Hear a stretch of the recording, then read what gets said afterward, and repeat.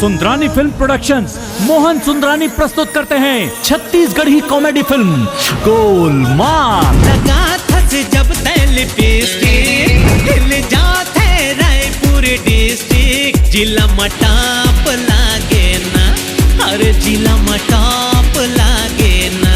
कमरिया कमरिया कमरिया करेला पालप के लाली पाप लागे ना। बिलवा बिलाई मामा तहत कह रहे गौरी बड़े हो गए क्या? हाँ बढ़ गए, पहले नींबूरी से अब संतरा हो गए। भगवान सरपंचिन, गौरी तो सही में पहली जैसे नहीं। चंदा के टुकड़ा है तोर मुखड़ा, मुखड़ा माहे मुस्कान। फुर्सत माएतवार के तोला गढ़े हो ही भगवान। गोलमाल मोहन सुंदरानी की प्रस्तुति, निर्माता लकी सुंदरानी, निर्देशक नीरज वर्मा की जबरदस्त छत्तीसगढ़ी फिल्म गोलमाल। अबे कोदू काय बे बन गेस ना। ये पीरावा थे गा सुलावा थे, ये पीरावा थे गा सुलावा। कॉमेडी और एक्शन से भरपूर जबरदस्त मनोरंजक छत्तीसगढ़ी फिल्म गोलमाल। पति जी ये का है? अबे पति जी मैं तो पति जी ना जीजा जी हूँ, जीजा जी बोले कर।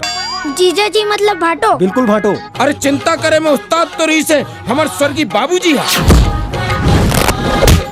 भाटो ज्यादा जन चाटो। सुनील बाबू, तोला तो करके रहूं मैं काबू।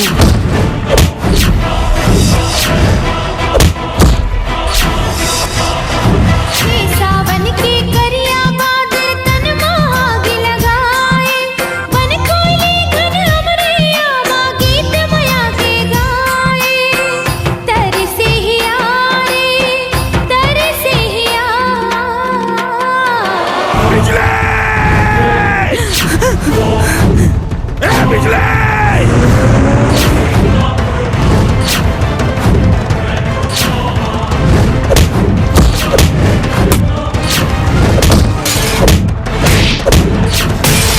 कल हम माया के गीत गाबो, दुनिया अपन अलग बसाबो।